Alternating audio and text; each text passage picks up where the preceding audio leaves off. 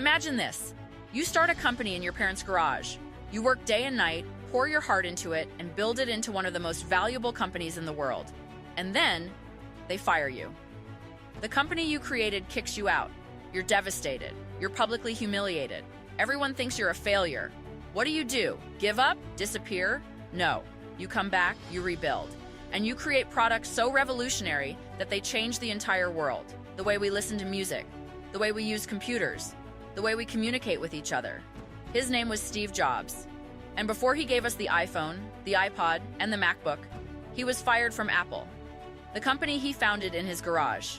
But getting fired was the best thing that ever happened to him. It freed him to take bigger risks, make bigger mistakes, and ultimately create bigger breakthroughs. Today, Lily and I are diving into the incredible, complicated story of Steve Jobs, the man who proved that failure isn't fatal, and that sometimes you have to lose everything to find your true vision. This is Tallie Talks. Let's get this show started.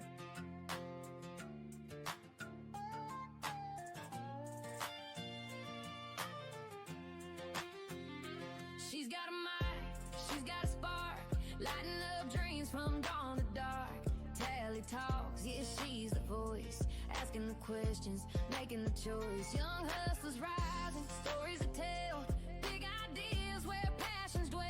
Pull up a chair, grab your seat, let's talk the hustle, let's feel the beat.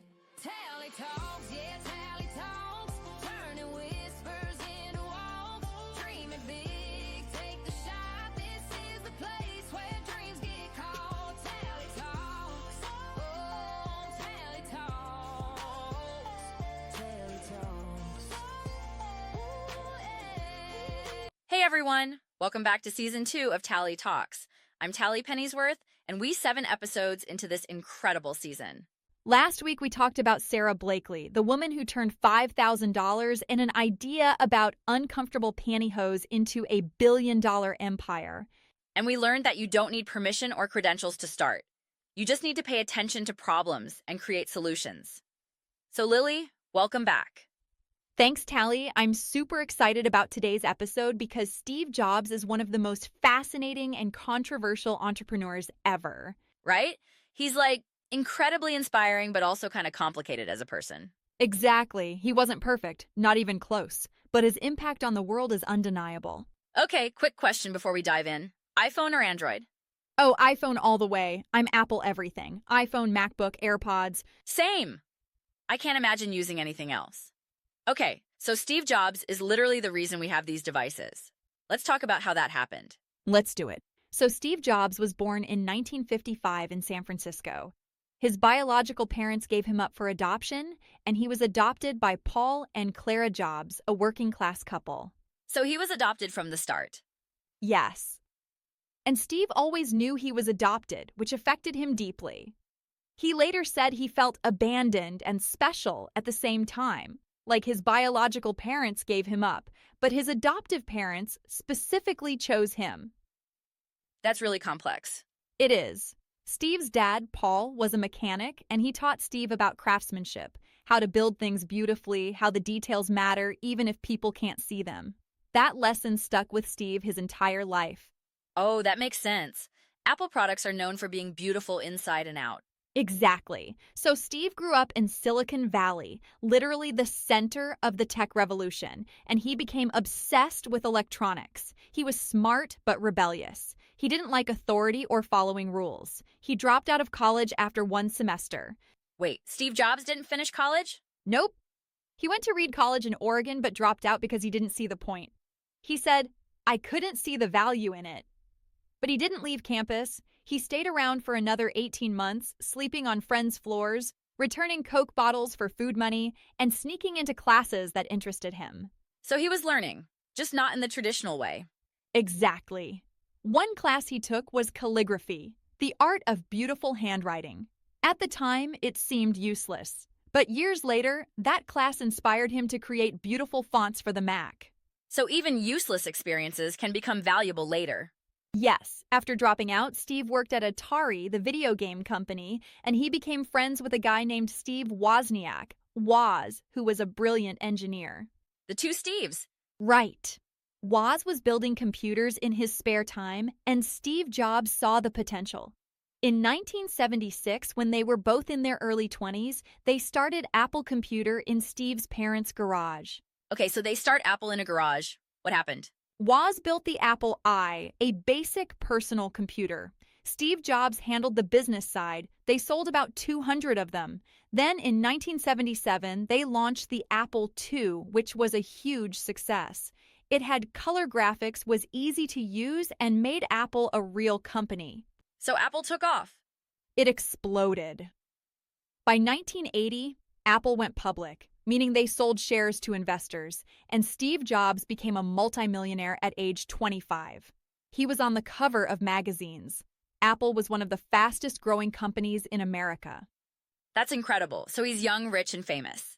Yes, but here's where things get complicated. In 1984, Apple launched the Macintosh, the first computer with a graphical user interface and a mouse.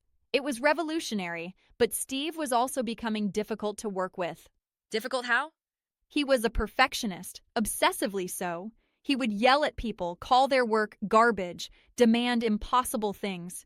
He inspired people, but also scared them. And he clashed with Apple's CEO, John Sculley, who the board had brought in to run the company. Uh-oh. Yeah. In 1985, the board had to choose Steve Jobs or John Sculley, and they chose Sculley. Steve was fired from Apple. The company he started in his garage, the company that made him famous, they kicked him out. That's brutal. Steve was devastated. He felt like a failure. He was 30 years old and the world was watching him fall. But then something interesting happened. He realized getting fired was freeing. How was getting fired freeing? Because Steve wasn't running a huge corporation anymore, he could take risks, experiment, and do whatever he wanted. So he started 2 new companies. First, Next, which made high-end computers, and second, he bought a small animation studio called Pixar. Wait, Pixar? Like Toy Story Pixar? Yes. At the time, Pixar was making computer graphics for movies. Steve saw potential in animation. He invested his own money, millions of dollars, and almost went broke keeping Pixar alive. So he was taking huge risks. Massive risks. And then in 1995, Pixar released Toy Story, the first fully computer-animated movie. It was a phenomenon. Pixar became one of the most successful animation studios ever. So Steve Jobs basically created Pixar. He did. And meanwhile, Apple was struggling. Without Steve, they were losing money, losing direction. In 1997, they did something shocking. They brought Steve Jobs back as CEO. Wait, they fired him and then hired him back? Exactly. And Steve came back with a vengeance. He simplified Apple's product line, got rid of the clutter, and focused on making insanely great products. In 1998, Apple launched the iMac, a colorful, beautiful, easy-to-use computer. It was a huge hit. So Apple was saved. It was. And then Steve started a revolution. In 2001, Apple launched the iPod. 1,000 songs in your pocket. It changed how we listen to music. I've seen those. The little white rectangles with the click wheel. Yep. Then, in 2007, Steve introduced the iPhone. He literally said, "Today, Apple is going to reinvent the phone." And he did. The iPhone combined a phone, an iPod, and an internet device into one beautiful package. It changed everything. That's the device that created smartphones as we know them. Exactly. And then came the iPad, the MacBook Air, the App Store. Apple became the most valuable company in the world. Steve Jobs died in 2011 from cancer. He was only 56, but his legacy is everywhere. Every time you use a smartphone, listen to music on your phone, or watch a Pixar movie, you're experiencing Steve's vision. He literally changed multiple industries: computers, music, phones, animation. Right. And here's what I think is most important about Steve. He believed that technology should be beautiful and functional. He said, "Design is not just what it looks like. Design is how it works." I love that quote. Me too. Steve wasn't the best engineer or the best designer, but he had vision. He could see what people would want before they knew they wanted it, and he refused to compromise. Even when it made him difficult to work with. Exactly. Steve was complicated, brilliant and inspiring, but also harsh and demanding. His story teaches us that you can change the world and still be flawed. Success doesn't make you perfect. Quick reminder, if you're loving these stories about world-changing innovators, you need to watch Blueprints of Power, the podcast my co-host Lily does with Jack and Charlie. They dive deep into the greatest empires in history and make it super entertaining and educational. Like, did you know the Inca Empire built thousands of miles of roads through mountains without using wheels or horses? The entire first season is on YouTube right now. Go subscribe, binge the episodes, and let them know Tallie sent you. That's Blueprints of Power on YouTube. You're going to love it. All right, we're back. Lily, what's the big lesson from Steve Jobs' story? The lesson is, failure can be the greatest gift. Getting fired from Apple was devastating for Steve, but it freed him to take risks and ultimately create his best work. Sometimes losing everything forces you to rediscover who you are and what you're meant to do. So it's like, when one door closes, don't just look for another door. Maybe build a whole new house. I love that, yes. And here's the other lesson. Focus on making something insanely great. Steve didn't try to do everything. He cut products, simplified, and focused on perfection. Quality over quantity, always. So it's better to do one thing amazingly well than 10 things, okay? Exactly. And one more thing. Vision matters more than technical skill. Steve wasn't the best programmer or engineer, but he could see the future. He knew what people would love before they knew it themselves. That's the power of vision. I love that. So, embrace failure as a reset button. Focus on making something great, not everything. And develop your vision. See what could be, not just what is.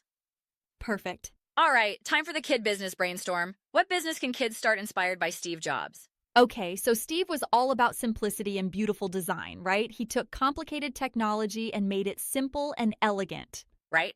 So what if kids started a digital services for seniors business? Ooh, I love this. Okay, so think about it. Technology is everywhere, but a lot of older adults feel overwhelmed and frustrated by it. What if you became the person who helps them?